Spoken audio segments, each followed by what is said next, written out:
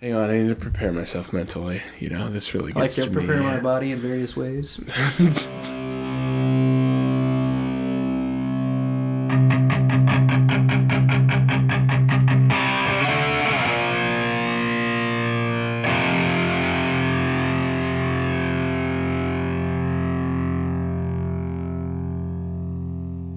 Welcome back to Couch Football, episode 2 of the main podcast. Here with Luke and Ryan sitting across from me.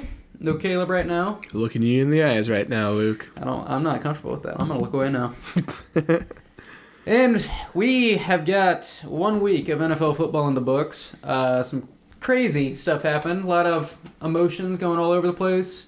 Oh, I cried many a time. Some fantasy football players were crying. Some were disappointed. And, that's the nature of the beast. That is always week 1. Week 1 always has these unexpected, crazy, annoying things. And that's just the NFL. But anyways, we've got some NFL news for you, and then we've got, we're going to do our overreactions to Week 1, and then we've got 2 game previews to bring up, as always. So, here we go. Let's check in on the news team. News team, assemble!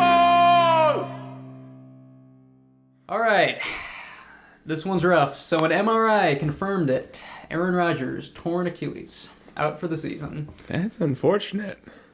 That was probably the biggest storyline all offseason. Was Aaron Rodgers going to the Jets? Jets going to be Super Bowl contender. Jets this, Jets that. Well, no, they have Zach Wilson. Which he's familiar with the offense, so... Familiar with the offense. They did win the game last night. We're recording this on Tuesday. They won Monday Night Football, so... Yeah, they beat the Bills, Super Bowl contender, so...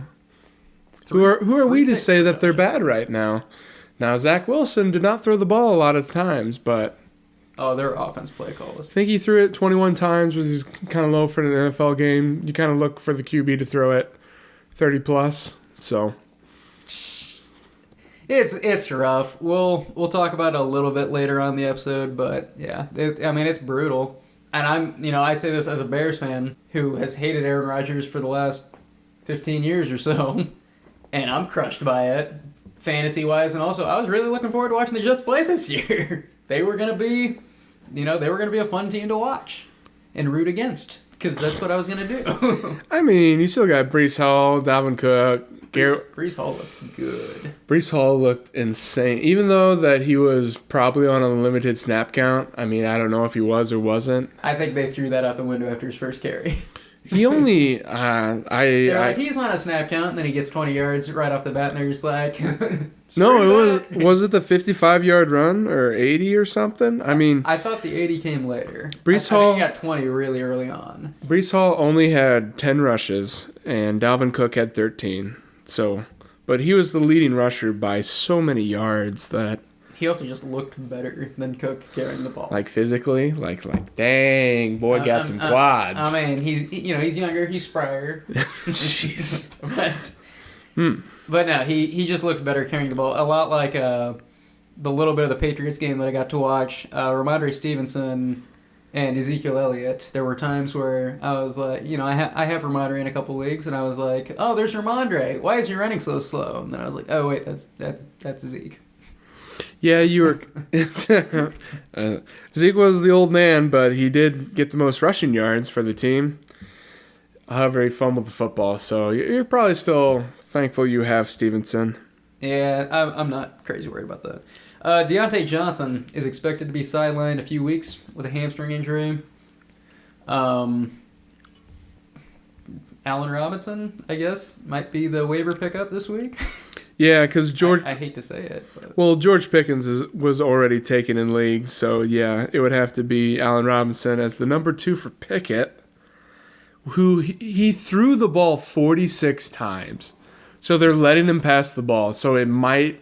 If you want someone who might receive a lot of targets, however many yards he gets, who knows, but the opportunity might be there for Robinson because he was the leading receiver. I mean, they might have just been throwing it so much because they were down like 30-0 very, very quickly. The 49ers offense looks great. Yeah, they rushed the ball 10 times that whole game, so... Yeah, I don't know about... I don't know about Najee Harris. You might be able to throw this one out because they were down early on. 49ers have a great defense. You might be able to throw this one out, but I definitely am worried about the Steelers' offense. So, I would say it's an overreaction, though. Najee got 5 yards of carry, so as long as he gets more carries, I think you would be fine. Najee's not going to get you 25 points in fantasy. He'll get you your 10 to 15, most likely, other than playing San Francisco defense. But so yeah, Najee will be fine. Another sad one, J.K. Dobbins. And this one is actually really sad. J.K. Dobbins, torn Achilles. I say it's really sad because he's just coming back from missing all of last season, torn ACL, now torn Achilles, also known as the injury that takes it down most running backs in their prime. His career might be over. Which is sad because he's not a bad player. I mean, he's not like a top-tier running back, but definitely an RB2. Yeah. Well, he never got his chance. He never got a chance to be the guy. And, you just gotta feel bad, and, you gotta hope for a miraculous recovery. So, Aaron Jones is dealing with a minor hamstring injury. Not much is known about that one. He got injured while running into the end zone.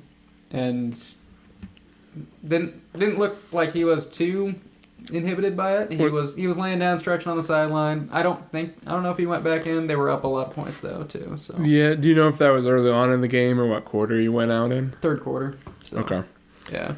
So A.J. Dillon did get more rushes than him, 13 to Aaron Jones 9, but that might have occurred all after.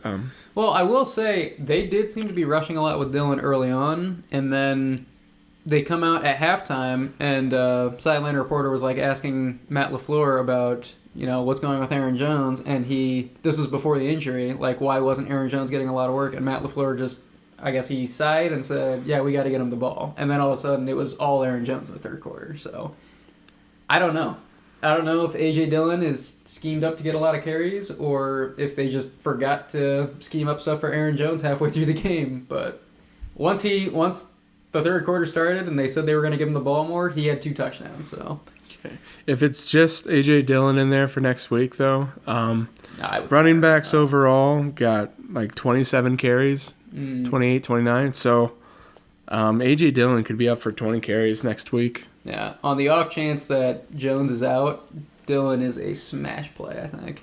Yeah, you definitely flex him. Maybe even start him over a James Cook or Rashad White. Yeah. Yeah, Rashad White scares me. They're playing the Falcons. Not a terrible matchup, but Jacoby Myers is in the concussion protocol. This is Ryan's smug moment, but I drafted Jacoby Myers. Let me tell you, Luke, I was so proud of you for making a great pickup. There was no one else available. Myers. He gets you points when you don't expect him to get you points, and he is a great he's flex sitting play. On my bench. I know. Why don't you play him? Honestly, I should have benched Brandon Cooks for him probably, but yeah, I saw the rain in the forecast and I thought about it for a second, but then I was like, nah. Were they playing in a dome though? No, they were not playing in a dome. No, Jacoby Myers might be a good flex play this year. We'll see if Jimmy Garoppolo. If we look back to the 49ers with Debo and Ayuk, he was the one thrown to Ayuk. Correct me if I'm wrong. And then when he got injured, Ayuk's production kind of turned down. So until 2 days ago. Oh yeah, freaking okay, different league. Brock Purdy thrown to Ayuk, greatest freaking receiver 30 in the world. Okay, let's not get into it too much, but yeah, Ayuk had a great game. Garrett Wilson for Ayuk straight up. It might. It'd be a bold call, but yeah, you might. I'm not ballsy enough for that one, but no, Jacoby Myers though, great game. He took 2 years to score his first NFL touchdown, and he took about 5 minutes to score 2 touchdowns on his new team. So something crazy, but yeah, it was a scary looking concussion. I don't expect him to play this week. Maybe he'll come back later on, and honestly, maybe he will be a good wide receiver 3 flex play. If Jimmy G is going to give him that volume, I do not expect him to get more targets than Devontae Adams going forward, though. That isn't enough. Yeah, he did this past week, but it probably won't happen. I mean, Garoppolo threw it 26 times, which is about average, maybe kind of low. So Yeah. I've got him in the couch league, but anyone listening out there in any other leagues, Myers might be on your waivers. Maybe check him. Maybe take a look for him. So. oh, definitely pick him up. You drop Van Jefferson, or no other receivers come to mind, but yeah, pick him up. I don't understand the disrespect that Jimmy Garoppolo gets. Every team he goes to, it feels like all they're trying to do is figure out how to get rid of him, and he wins. He wins wherever he goes. Kirk Cousins brought that up on an interview I was watching recently, and I really don't get it. He's good for fantasy too. When Jimmy Garoppolo is on a team, most of the pass catchers are fantasy viable. So I don't get the disrespect he gets. And he's throwing to wide receivers. I mean, Josh Jacobs only had 3 targets. Yeah, not great for Josh Jacobs managers, but No, I think Josh Jacobs, you're fine. He got 20 rushes. He didn't produce in yards, but Denver's a little bit more difficult. So, all right, I think that'll do it for news. Let's go ahead and transition. So Ryan just reminded me that the Panthers, one more piece of news, the Panthers just signed superstar, future Hall of Fame running back Tariq Cohen to the practice squad. I mean, we're Bears fans, and he was very exciting to watch for a couple years, and he's had a rough go of it the last couple years. Didn't even get to a team last year. Got injured while training in a gym, so hopefully things work out for him. Yeah, the small running backs coming back, though. You got Deuce Vaughn for the Cowboys. Right. Who's the Saints drafted a rookie running back about the same size, too. So, hey, he has potential. Watching Sunday Night Football, when they put Deuce Vaughn in the Cowboys, I was like, man, he's tiny. He is real short. He's smaller than Cohen, right? Mm-hmm. He's 5'5". Cohen is 5'6". No longer the shortest. Yeah, no, he looked small, but all right. So now we are into our overreaction segment. This is we did this last year, where it's just our week one. Like I said, a lot of emotions. People tend to overreact. They tend to make some crazy decisions. I'll say this, I don't think this one was too crazy. In one of my leagues, I had Kadarius Toney, and it's the type of league where you can drop a player that's on your bench after they've played. Mm-hmm. So as soon as that Thursday night game was over, Kadarius Toney was out of there. I dropped him immediately. Yep. I picked up Isaiah Hodgins, which probably wasn't a good pickup, but yeah, no reason to Kadarius keep Toney. him. No reason to keep him. He dropped at least 4 passes and then turned the ball over because he dropped a 5th one. So, you know. Yeah. So, yeah, let's get some overreactions in. Here we go. First one. The Browns are winning the Super Bowl. Let's go! Dude, I have been all about this Deshaun Watson, Amari Cooper, Nick Chubb. Like, let's go. I am on that train. I don't think so. I don't think so, but my gosh, what is going on with the Bengals? I don't know. Deshaun Watson was not... he did not have a good day at quarterback, so... Yeah, but you could say whatever about rain, but here's the thing, because there were lots of Bengals fans trying to defend the team. Oh, it was raining. I'm like, yeah, but both teams were playing in the rain, and one team stomped the other team. So yeah, and it was totally on the legs of Nick Chubb. Yeah, it was, but I saw a couple passes that didn't look terrible coming from Watson.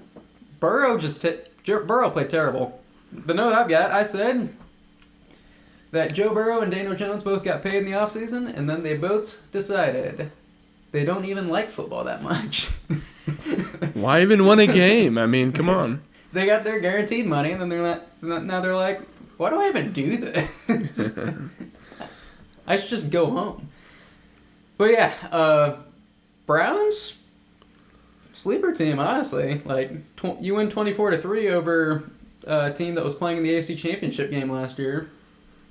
I don't care about the rain. I don't think the rain was that big a deal. So yeah, and I mean, quarterback, you could see it in the quarterback play, at least in the stats looking at it. I didn't watch the game, but you can see it in the stats. Both QBs had like a 55% completion rating. Yeah. The rain affects the ability to pass the ball, but Watson looked like a better passer than Burrow from the eye test, and that's That's why I say that. Why I don't think the rain affects it that much, because also, are we gonna act like Mixon is all of a sudden dead? Because he's not. Yeah, He had a decent 4 yards a carry, game. Yeah, he had a 13 decent rushes, game. involved in the passing game. I think it's a little overreaction on Burrow, though. I mean, It is. I expect it to be a one-off. he is debatably a top 5 QB. He was last year. I mean, you can't expect anything different this year. Yeah. With similar pieces and 45% completion percentage, 82 yards, 0 touchdowns, 0 picks. so they might have another tough game with the Ravens this week, but look for Burrow to bounce back with it. Look for Chase to get like 100 yards at least. Yeah. So Yeah, no, it just looked brutal. I've got the Jets fantasy implications with the Rodgers injury. Alan Lazard's a drop candidate now. is he? I think so. Would you hold on to him? He was technically the leading receiver. That is true. And with QB, we'll say that is subpar. Yeah. Probably, bottom 5 in the NFL. You don't know who their leading Would you receiver is keep going to him? be, but they are going to have somebody where they always throw to. Would you keep him as a bench stash, or I am keeping him as a Are bench you? stash. And over any of the Giants receivers right now, probably about the same as Darnell Mooney. I would look at Lazard. So he might be on your bench, he might not, but it's just we'll wait and see, sort of. yeah, If you want to drop him for one of the up-and-coming guys on waivers, like Brock Purdy or someone, then would you drop him for Allen Robinson? yes, but it's close. Okay. Yeah, I don't really want to hold on to him, but I think it depends on the league too. If you have a 6-slot bench, you could hold on to him. If you have a 4-slot bench, you probably can't hold on to him. No, you would not want to hold on to Lazard in that sort of situation. So, yeah, I have Garrett Wilson in a league. I'm terrified. Ryan thinks I'm overreacting, which, this is overreaction. This is overreaction week, but I'm worried. You draft this guy in the 2nd round because of this is Aaron Rodgers. This is a Hall of Fame quarterback that was going to be thrown to him, and now it's Zach Wilson. But he was Offensive Rookie of the Year last year. He was with Mike White, Yeah. who plays for the Dolphins now, unless they make a trade. It might happen, but he was. He started for the Jets, but he's a backup quarterback in terms of talent. Yeah. So Nolan sent me, he sent one of the leagues that I'm in with Nolan. He sent a picture of Tom Brady in a Jets uniform, and it said Tom Brady has the opportunity to do the funniest thing in NFL history, because he's getting inducted into the Patriots Hall of Fame next spring. They're waiving the whatever the wait period for it. He was at New England last week and did like a halftime speech, and they're inducting him in. So it'd be hilarious if he was like, "Thank you for inducting me to your Hall of Fame. Now I'm gonna beat you twice this year." it's there if he wants to drop in. I don't know backup QBs in the league, but it seems plausible the Jets may trade for someone. Yeah. I think there are 2 scenarios where Ryan Fitzpatrick comes back. that would be great right now. He was on the Manning cast. Oh yeah, Yeah. I saw that During the 4th quarter. But he played for the Bills and the Jets. I think that's why he was on. and the Dolphins too. And he played for a lot of teams. He played for like 6+, I believe. 9, I think. It was 9. Because I think Eli asked him if he could name all 9 of his teams last night. So there are 2 scenarios, I think, where Garrett Wilson stays fantasy viable. Number 1 is you just got to hope that Zach Wilson, getting first-team reps all week, all through practice, will be better than he was on Monday. You got to hope for that. And then the less likely one would be they bring in a veteran, which, if you bring in a veteran, it's going to be a couple weeks until he even learns the offense. So both aren't great scenarios. I have a list of free agent quarterbacks that are available right now. Carson Wentz is at the top of the list. Ooh. Not terrible. Joe Flacco is sitting there. He did play for the Jets. Was it last year or 2 years ago?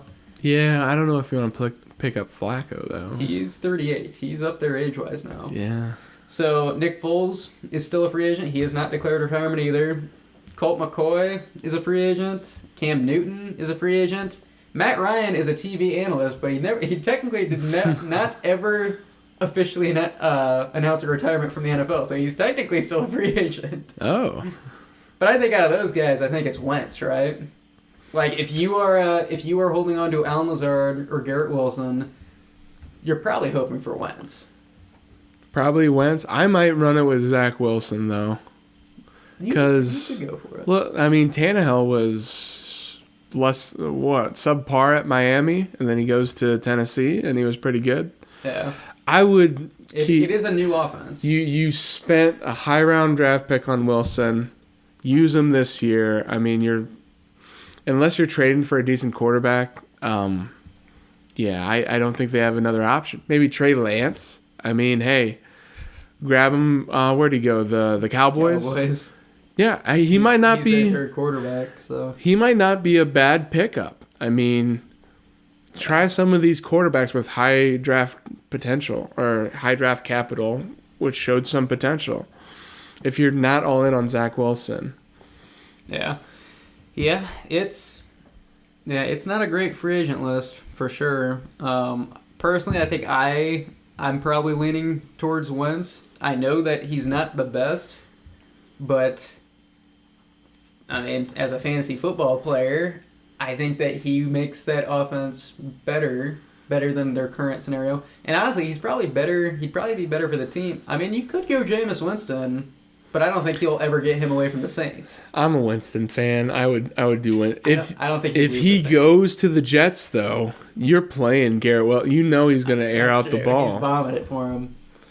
I don't think that you could get Winston to leave the Saints, but Mariota is on the Eagles, but he had a rough preseason. He might get cut. So there are options behind if you're not in on Zach Wilson. Try someone else. I would try someone who hasn't played a lot of seasons that could turn into someone good.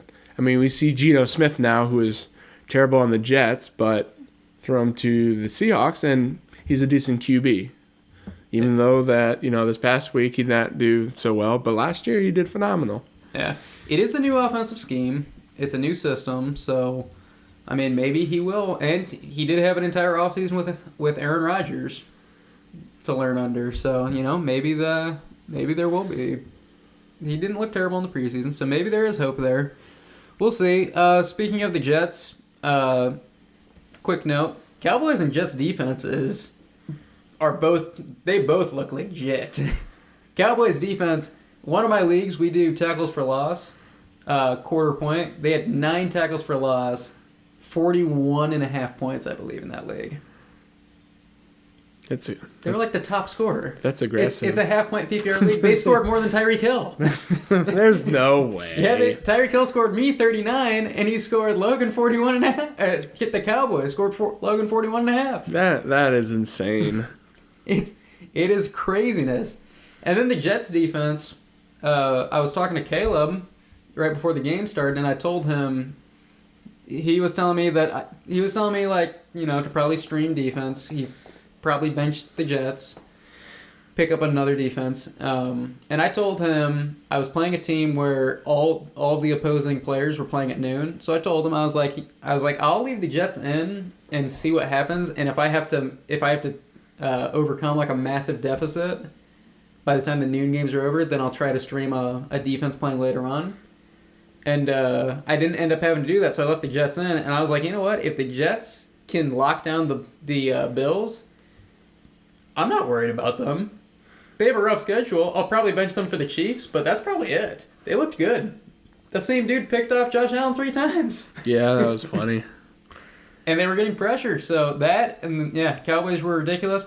You know that they play each other this week, week 2, so it'll be Probably the lowest scoring game in NFL history. That's not a game that we're previewing, but if you want to bring up the over-under, I'm curious to see what it is. Over-under is 39.5. 39.5. Which is it's not great. Pretty low. For once, I wanted to see an over-under in the 20s. An average over-under would be somewhere like 48 to 52. Mm-hmm. So, yeah. I don't want players in that game. We'll see. I might bench Brandon Cooks this week in a league. Part of week one is upsets all over the place, and this week one had its fair share. I did do a little parlay, threw in 10 games, and it got busted by the Bengals. But the Rams beat Seattle without Cooper Kupp. The Buccaneers beat the Vikings. The Browns beat the Bengals. The Rogerless Jets beat the Bills. Like, just shout out to all those games. A lot of upsets. Just for sure. It was a crazy week one. There were players. Fantasy-wise, there's always players that you thought were going to be good that end up not doing well week one. But I feel like this year was way more of that than there ever has been. For instance, in one of my leagues, it's an 8-person league, so I was like, here's what I'm going to do. I usually try to wait for quarterbacks, and sometimes I punt tight end too in drafts, and I try to load up on running backs, receivers. But in an 8-team league, I was like, I need to pay up, get a good quarterback, get a good tight end. You know who I paid up for? Lamar Jackson and Dallas Goedert. Goedert? I had Tyreek Hill in that league, and I still lost. Goedert, 0 points. 1 target. 0 receptions. Lamar Jackson, 7 points. Eagles weren't throwing the ball, and yeah, I don't know. I don't got anything with Lamar Jackson, so... Yeah. They're, like, I know. Week one disappointments are a thing that happen. Correction. Jalen Hurts had 33 attempts, so they were throwing the ball. Mm-hmm. They just completed 22% of those passes, 66.7% completion percentage, which is kind of average, but... Yeah. Well, the rookies looked good. Jordan Addison looked good. Jordan Addison was phenomenal. Yeah, he looked good. Robers all of a sudden looks like a genius for drafting both Vikings receivers. He only got 6 targets and 4 catches, but he got a TD. He got 61 yards. And it's his first game in the NFL. I will say Hawkinson went 8 for 9. So Hawkinson's probably still the second receiver on that offense. Yeah. And then Addison behind that. So kind of... If you're going to flex and kind of have that in mind. Do you know who the number 1 fantasy tight end was this last week? Hunter Henry? Yep. Yeah. It was a bad week for tight ends. What do you mean? Hunter Henry is phenomenal. To be fair, Kelsey and Andrews didn't play. And it was pouring rain in New York for Darren Waller's game, but... Still, I had Higbee, who got like 8 points, and I was like, man, he sucked. And then I went and checked the leaders, and I was like, he's actually, when it comes to roster tight ends, he was like in the top 5. Yeah. It was so bad. The Muth got a TD too, so he was probably up there. Pratt Freiermuth for the Steelers. Yeah, one catch, 1 touchdown. I didn't start him. Got in the end zone. Yeah. I mean, what was it, like a 2-point difference between him and Gray? Yeah, this is half point. Gray got me 4.6, and Muth got me 6.9. Did you lose by 2 points? I lost by 50. Wow. Yeah, I got... That's a deficit. He had Tyreek Hill, Brandon Ayuk, Travis Etienne. Man. I mean, it was... Etienne looked good, too. Or did he have Pollard? Either way, it was not... I had to play against Pollard in the league. Yeah, Etienne looked good. Bigsby Sorry, got a touchdown. 65 points, not 40. Yeah.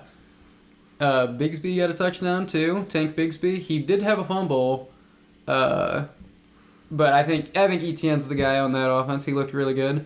Anthony Richardson. I owe him an apology. I don't think I said anything publicly on the podcast, but I was dogging him this entire off season. I was like, he's not going to be good. I watched his preseason tape, and I wasn't impressed. He looked like the most formidable rookie quarterback of this class. And, he threw the ball 37 times. Like Did he really? That's a lot, yeah. Well, like I've got Michael Pittman riding the bench in one of my leagues, and I was like, You I might be able to start him next You week. start him almost as a wide receiver, too. I mean, you're starting him over definitely Christian Kirk, definitely like a Godwin. Mm-hmm. Even Cortland Sutton's in there. I kind of blanking on some people. Maybe even over Debo. Debo didn't have a good week. Yeah, Debo didn't. But if Richardson's... This is his first game. If he's throwing it 37 times, he completed 24, so it was a 65% completion, which is decent. I mean, that's average for quarterbacks. Yeah. You're playing the number one receiver on that team. Yeah. I honestly... A big thing that I hadn't seen from Richardson yet that I saw in this game was like just the competitiveness, like in his body language. Like he had like a quick flat route to, I think it was a running back, and like he threw it off target. Running back caught it, but he had to adjust to catch it and ended up not being able to get very much yards after the catch. And like you could tell Richardson was upset with himself at it, and like he was all mad about it, and like that's what you want to see in a young quarterback. You want to see that fire and that competitiveness. And oh yeah, I think the Colts will actually. I think they'll be decent. I really do. I don't know if I would take them as a dark horse playoff team or anything, but like going forward, I think they've got a pretty impressive looking young quarterback. So if Richardson has that drive and he's in there looking at game film, he's practicing day in day out. I mean, yeah. Count him at least top of the league, or not like top 5, but definitely top half of the league. Yeah, which is a bold call for a rookie QB. Yeah, like I don't think Joe Burrow was there. I don't think Trevor Lawrence was there. Yeah. Justin Herbert. I mean, right now this is what he's looking like with his first game. It's overreaction, but he did take a big hit that didn't look too great, but it looks like he's fine now. So, yeah, he's a big guy, 6'4", 240. Yeah. What was the game of the week for you? The game of the week, the one that I actually watched, or the one that I looked at the stats and I was like, how did that happen? Because let's go with the second option, because I think it'll be what Bucks Vikings. No, it's not that one. I was watching that one. That one was weird. Because that's the one I was like, how in the world did the Vikings lose to the Bucks? Kirk Cousins couldn't get a clean snap to save his life. I guess. I mean, it was atrocious. He threw the ball 44 times, and they still didn't win. Man, yeah. Which one were you thinking? Chargers Dolphins was my favorite game. That was a good game to watch. It was the highest scoring game this week. Yeah. Smashed the over. Fantasy was fun for that one. 37-30. I was playing against Hill, so it wasn't a fun game for me to watch. But yeah, I can see that being brutal.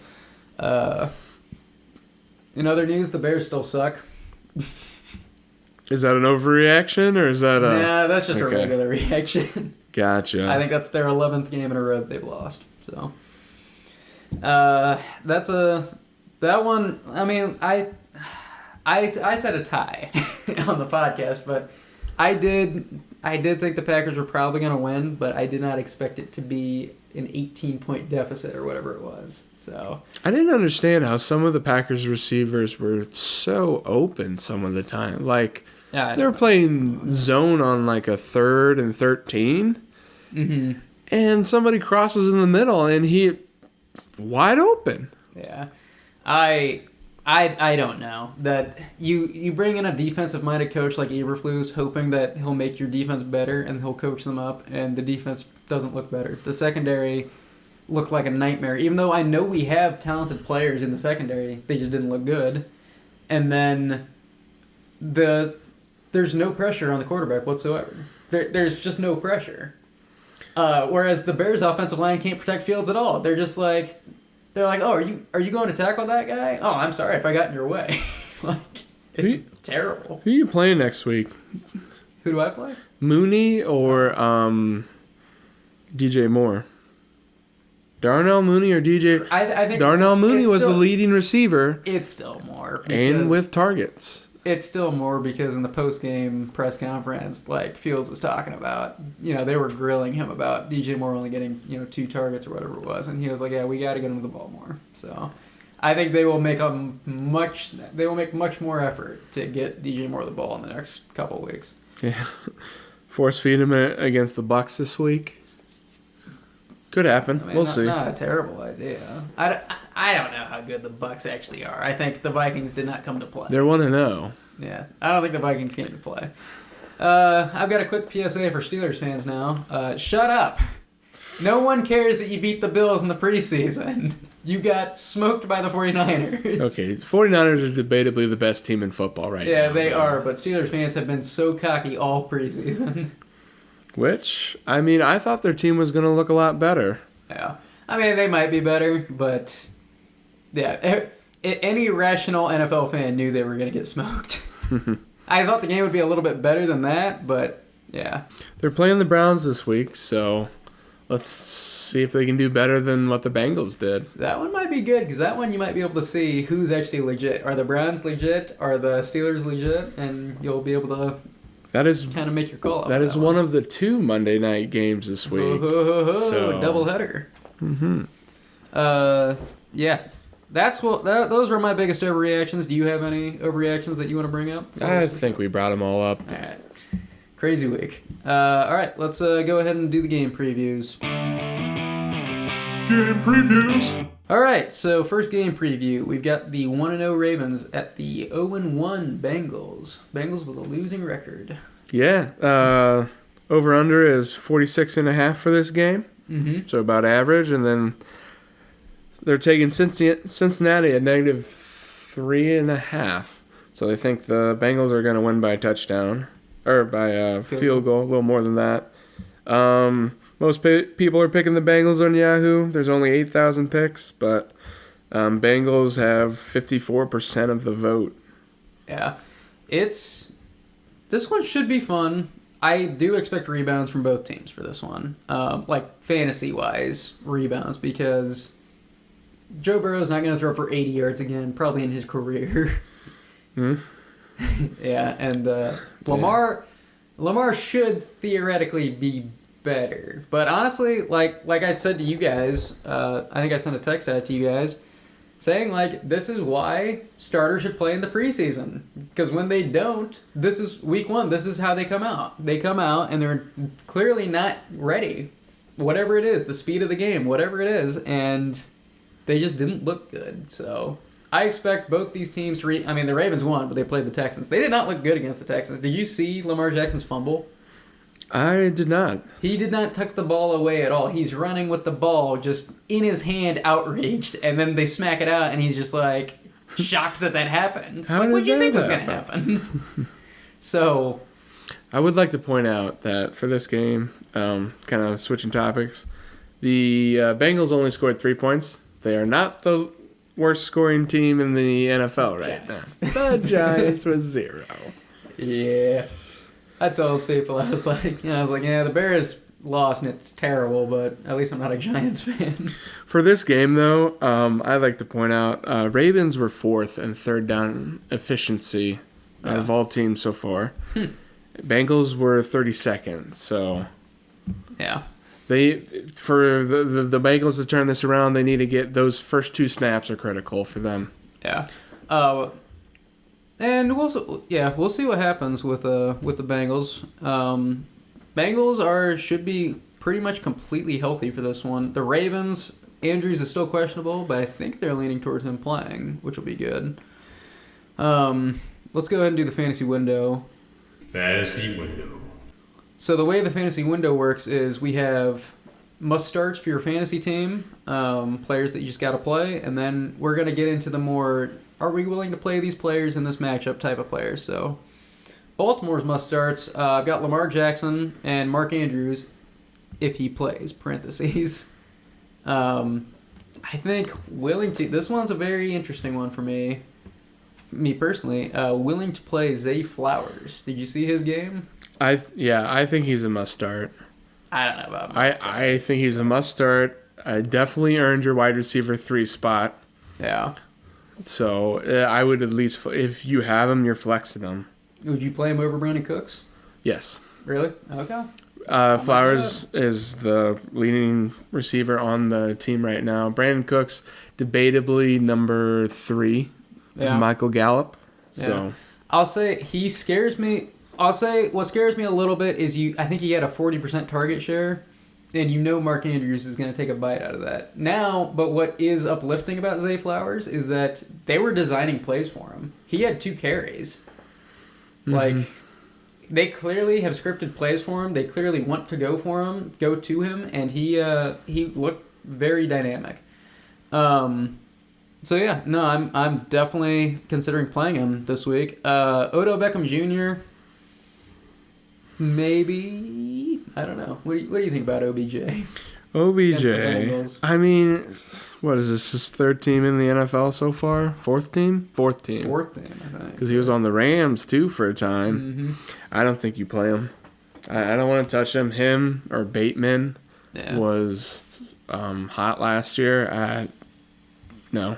Yeah, he had 2 receptions for 37 yards, and I need to see more from him before I can toss him into my lineup. Yeah. Lamar only threw the ball 22 times, which is pretty low. So you play the leading receiver, and that's it, in my opinion. Yeah.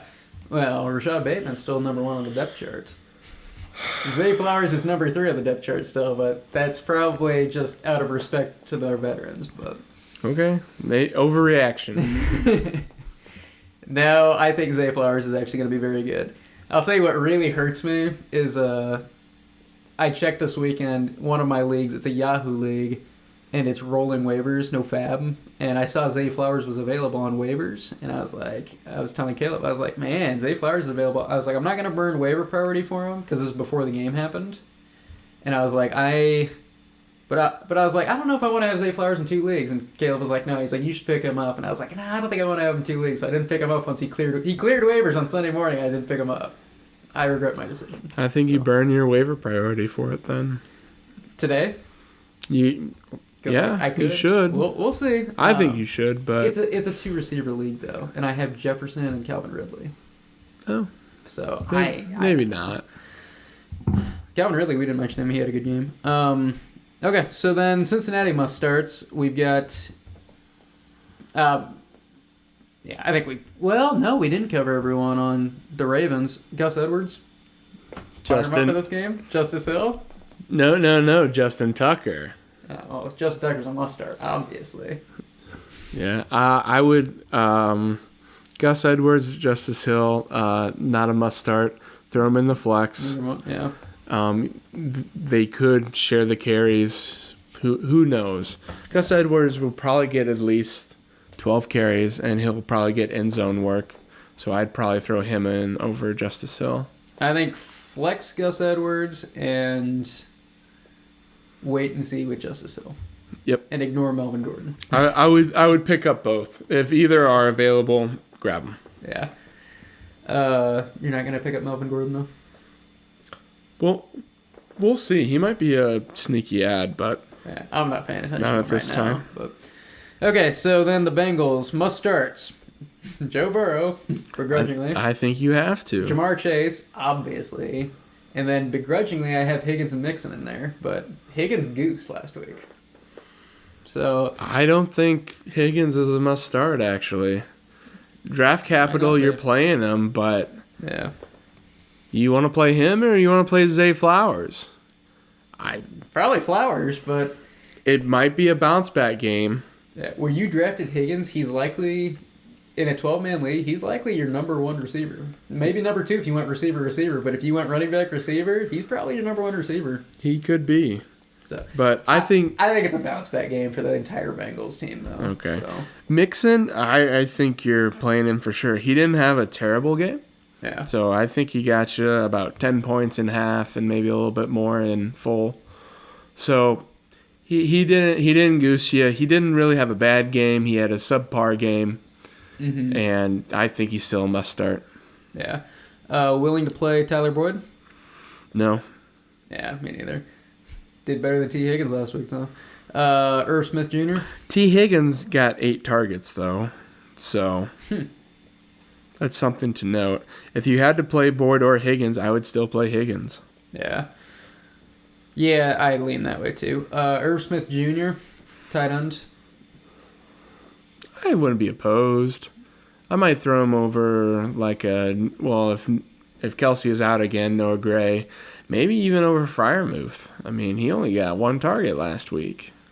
Yeah, it was the Niners, though. Not over Higbee, not over even Kincaid. So for the Kincaid, apparently not over Hunter Henry. If Hunter Henry is sitting out there on your waivers, definitely grab Hunter Henry over Irv Smith Jr. Yeah. Okay. So I think that'll do it for the fantasy window. We'll do the team breakdown now, where we name an area of play. We go over who we think is stronger in that area, and then we go ahead and there's 5 categories. We'll go ahead and tally them up at the end, and we'll see who led the most categories. Quarterback. Quarterback's difficult. Burrow versus Lamar. If we're at the beginning of the season, I say Burrow 100%. But we looked at him last week. He had a bad game. Lamar Jackson had a subpar game too. Yeah. So it's kind of hard to say, hey, it'll be Burrow with all of his receiving options, or it'll be Jackson with his legs. For this game, I think I'm going to go Lamar Jackson for the rushing potential. And Zay Flowers is coming out. He doesn't have a lot of options at receiver, though, but I think because he has the option to use his legs, and they both had a bad game, it's kind of hard to evaluate them right now, that I would take Jackson because of the dual threat. Yeah. Both teams have something to prove for sure. I think the Bengals defense looks like they're struggling against the run, so I'm going to go Lamar because he should have a good rushing game because of the dual threat ability. So I'm going to go Lamar, but I think both teams have something to prove, and I would not be shocked if if Burrow goes off. Running back category, spoiler alert, from 5 seconds ago, I'm going to go with Mixon. I'm going to take the Bengals. If Dobbins were playing, I would be going with Baltimore, but I'm going to go Mixon with what they got sitting right now because I'm scared of the Baltimore situation. Yep, I go with Cincinnati as well because Mixon has been good for fantasy. He gets the ball a lot. His yards per carry right now are 4.3, so decent yards per carry. And then Baltimore's leading rusher just went down. Yeah, I think Baltimore's three-headed attack is decent. Like, they definitely have better depth at the position, but I think Mixon's just more talented than Gus Edwards from the sample size that we've seen. Pass catchers, I think I gotta go Bengals, even though they all had a rough week last week. And as much as I like Zay Flowers and Mark Andrews he hasn't played yet, but Mark Andrews is usually very good. I think Jamar Chase and T. Higgins and even Tyler Boyd probably are. Is I'm having second thoughts now. OBJ or Rashad Bateman if they come back.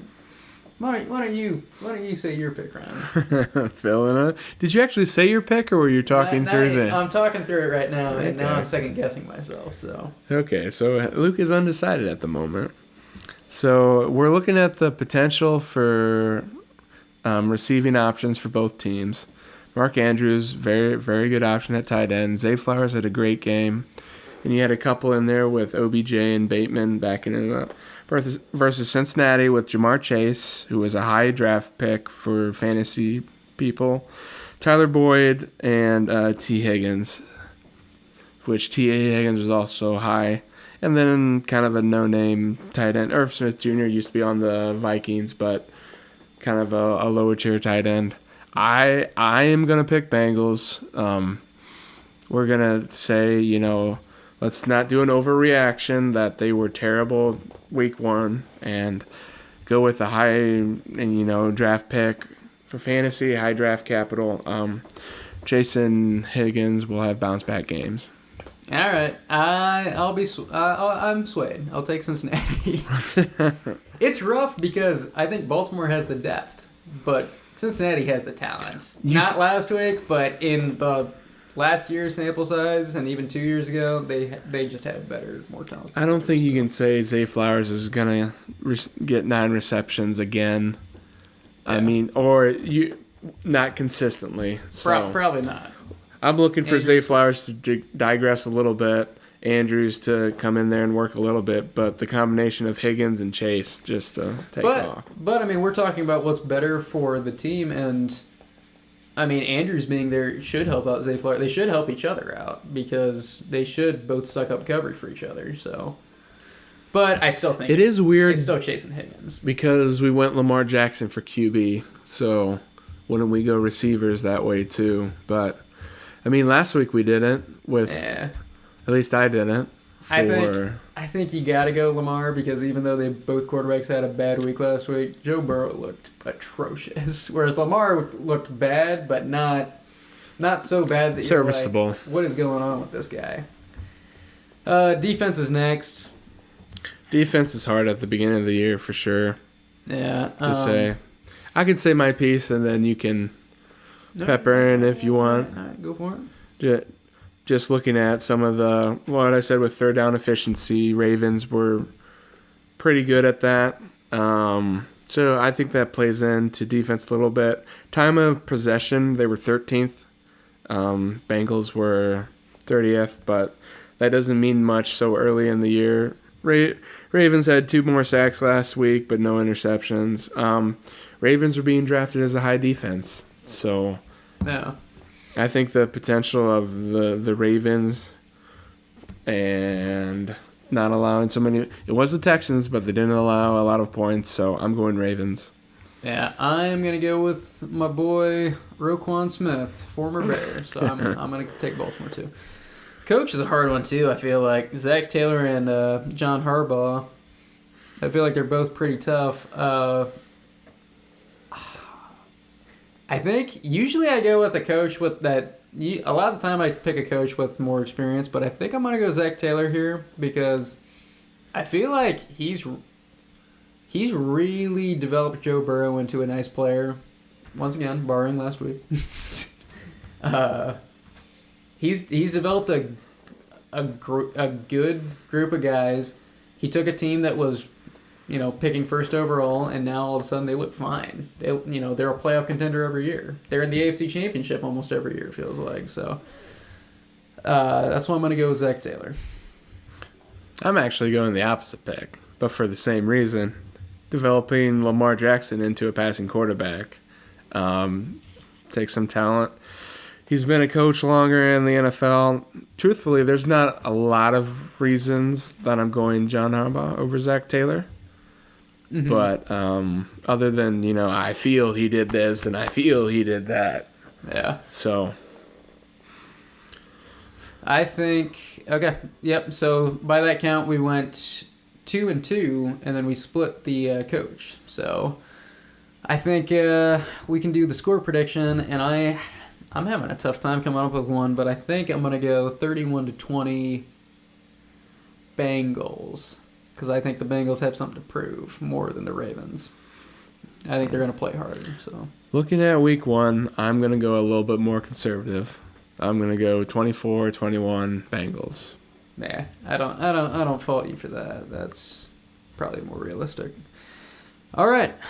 Next game, we're going to blitz this one. So we got the 1-0 Dolphins at the 0-1 Patriots. Dolphins, exciting to watch. This is an interesting game to preview as well because the Patriots aren't really that good, but they hung in there. Yeah, they lost to the Eagles, but it was 25-20. So yeah, no, I mean they hung in there, and I don't think.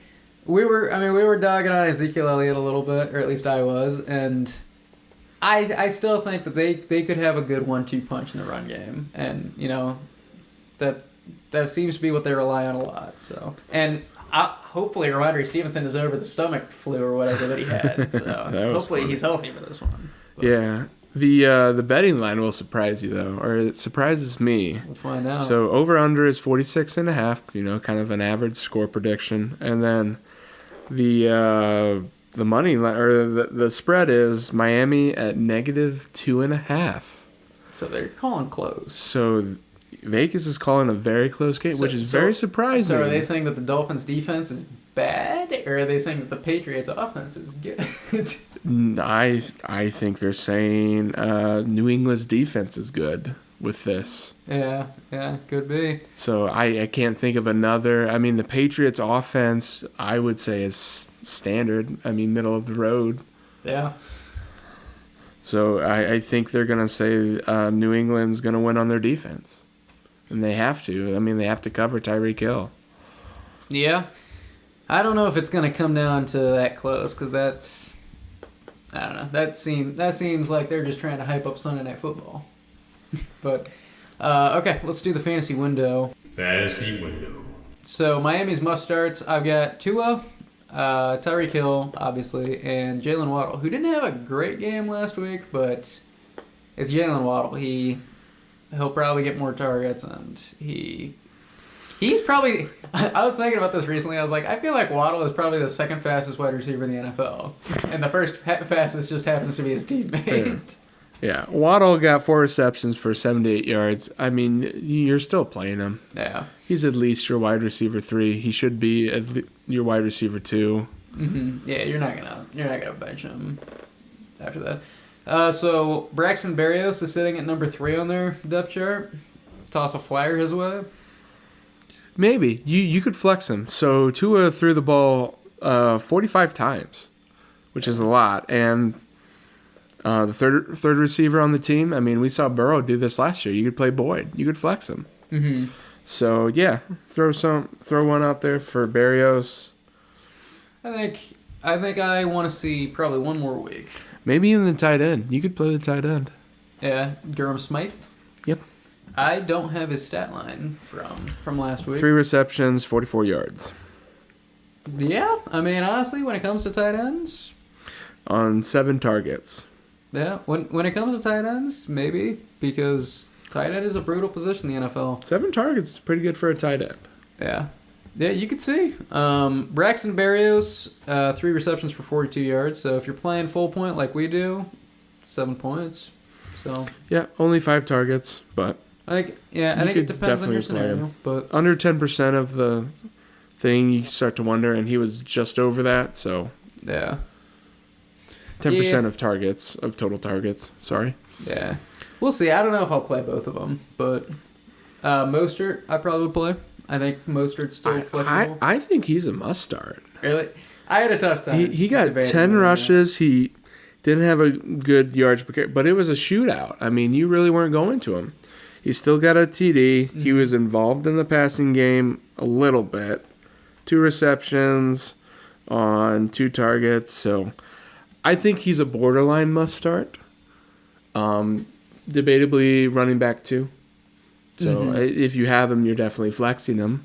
Yeah, I think so. You're flexing him over like Khalil Herbert or I got Shad White, James Cook, the names I mentioned earlier. Yeah, I got a good one because this is Cam Akers. No, it's not that, but this is the question that I have to ask myself this week in a league: Raheem Mostert or Dameon Pierce? And it is Dameon Pierce did not have a good game. Half-point PPR, I think he got 6 points, but he should be very involved in the Texans' offense. So 11 rushes for 38 yards, 3.5. This is Dameon Pierce against the Ravens. Yeah, 3 targets, 2. You play Pierce. You think you'd play Pierce over Mostert? Pierce against the Colts or Mostert against that Patriots defense. Yeah. I think you play Pierce. I think so too, but if Pierce has a bad game this week, I think I got to put him on the bench for a little bit. It's a good litmus test, but if the Patriots defense is going to be good, I mean, you're going with the odds here rather than who's hot right now. Yeah. Yeah, there's all kinds of weird, fun questions like that right now. But that's once again, that's week 1. Crazy stuff. Overreactions. Excuse everyone's stuff week 1. All right, so New England's must-starts. I got one, and it's just Ramondre Stevenson. I like the volume. I like his involvement in the passing game. And I just don't feel like there's anyone else that you can... Maybe Kendrick Bourne? It would be an overreaction, but you could flex him. He's not a must-start. Hunter Henry was I'm leading tight end. I'm playing in him week over 1. Dalton Schultz. I'm playing him over I think you have... maybe Higbee. I don't want to, but I think you have to say Hunter Henry's a must-start for what he did in week 1. And, Mac Jones threw the ball 54 times. That's craziness. 54 times. I mean, you have to...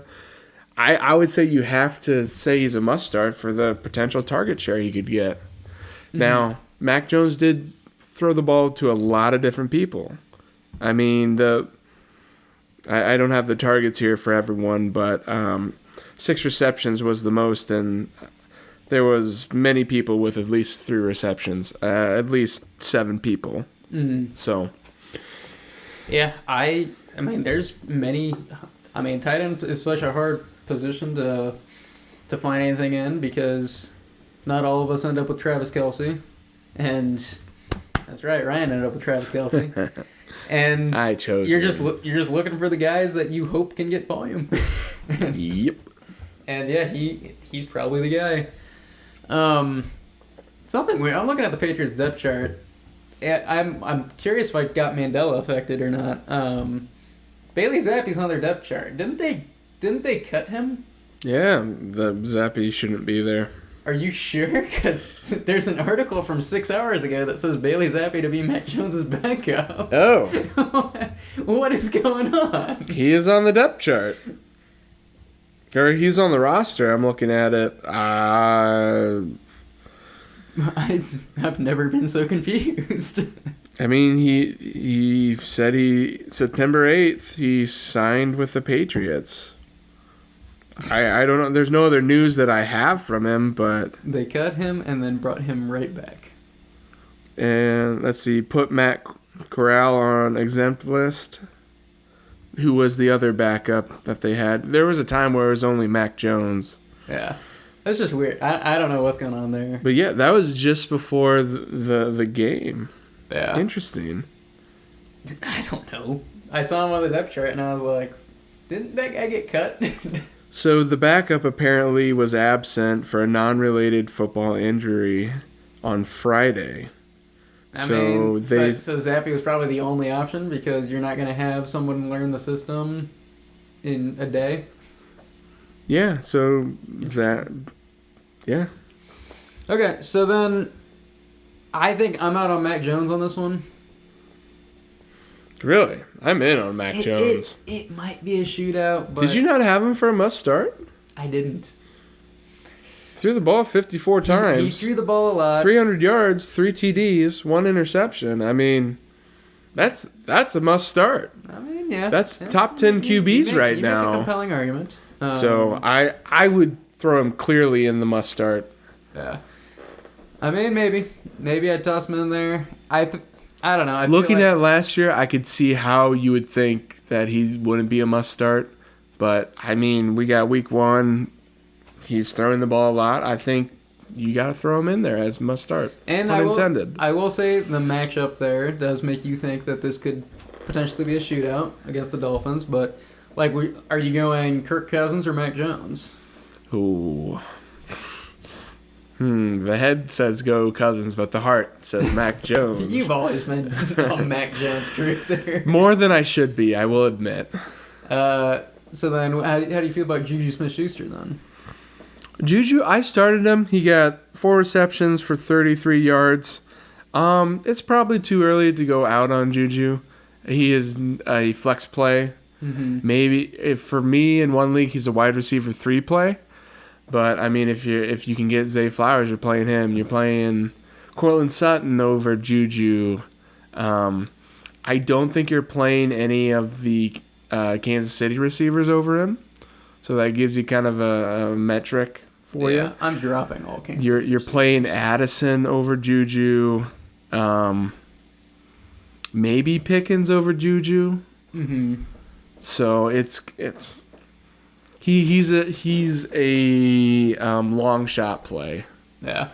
I would probably start Kendrick Bourne a little more confidently, just riding the hype, but Yeah, you definitely ride who's ever hot right now. yeah. Devontae Parker probably not playing. He's also questionable.